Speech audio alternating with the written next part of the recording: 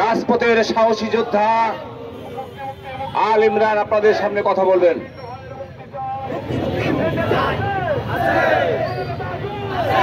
আমাদের প্রিয় নেতা, আমাদের বিশ্বাসের শেষ ঠিকানা, আমাদের আন্দোলন সংগ্রামের অগ্রসৈনিক, আমাদের ঝিনাইদহ জেলা আওয়ামী লীগের বিপ্লবী সাধারণ সম্পাদক সাইদুল করিম মিন্টুর মুক্তি আন্দোলনের মিছিল শেষ সংক্ষিপ্ত সমাবেশের সম্মানিত সভাপতি, 80 দশকের ছাত্র নেতা, ঝিনাইদহ জেলা ছাত্রলীগের সাবেক সভাপতি সাধারণ সম্পাদক, ঝিনাইদহ পৌর আওয়ামী লীগের সংগ্রামী সভাপতি জনাব জীবন কুমার বিশ্বাস।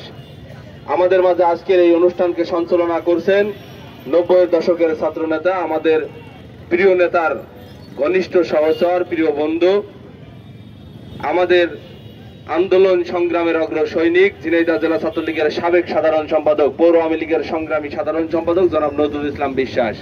আমাদের মাঝে উপস্থিত আছেন ঝিনাইদহ জেলা আওয়ামী লীগের সংগ্রামী নেতৃবৃন্দ, উপস্থিত আছেন ঝিনাইদহ জেলা আওয়ামী লীগের সকল সহযোগী ভাতৃপ্রতিম সংগঠনের সংগ্রামী নেতৃবৃন্দ। সবাইকে বাংলাদেশ ছাত্রলীগ ঝিনাইদহ জেলা শাখার পক্ষ থেকে কৃতজ্ঞতা, ধন্যবাদ। প্রিয় নেতৃবৃন্দ, আমাদের এই আন্দোলন সংগ্রাম দীর্ঘ 1 মাস ধরে চলছে। আমাদের আন্দোলন সংগ্রাম ততদিন চলবে যতদিন আমাদের প্রিয় নেতা সাইদুল করিম মিন্টু আমাদের মাঝে ফিরে না আসবে।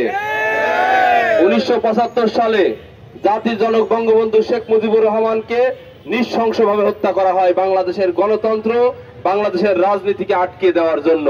ঠিক একই সালে আমাদের প্রিয় নেতা সাইদুল করিম মিন্টুর পিতা জাতির জনক বঙ্গবন্ধু শেখ মুজিবুর রহমানের হত্যার বিচারের দাবিতে রাজপথে আসলে তাকেও নৃশংসভাবে হত্যা করা হয়।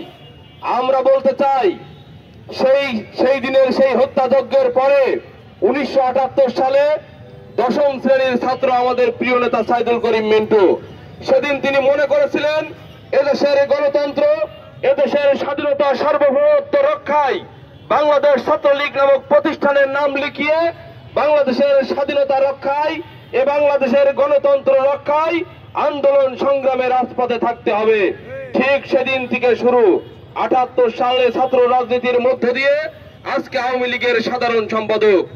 এই দীর্ঘ পথে আন্দোলন সংগ্রামের মধ্য দিয়ে আপনাদের সাথে থেকে এই ঝিনাইদহকে একটি আওয়ামী লীগের ঘাঁটি তথা শেখ হাসিনার ঘাঁটিতে পরিণত করেছেন। আমরা বলতে চাই, এই দীর্ঘদিন রাজপথে থাকে সাইদুল করিম মিন্টু হত্যার রাজনীতি করেনি। সাইদুল করিম মিন্টু গণতন্ত্রের রাজনীতি করেছে। সাইদুল করিম মিন্টু স্বাধীনতার পক্ষের রাজনীতি করেছে। স্বাধীনতার পক্ষের থেকে নৌকা মার্কার রাজনীতি করেছে। আমরা বলতে চাই, অচিরেই সকল ষড়যন্ত্রকে উপেক্ষা করে সাইদুল করিম মিন্টু আমাদের মাঝে ফিরে আসবেন।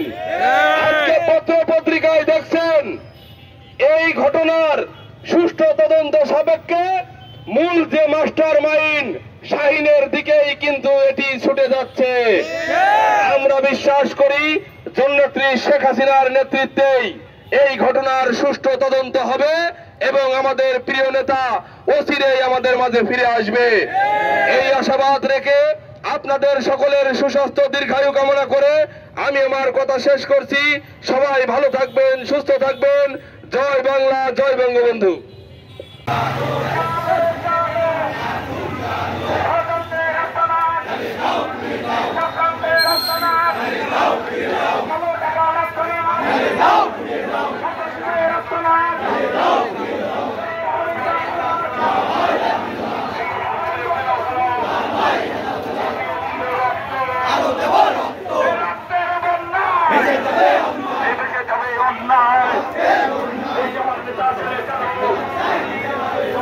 Hey!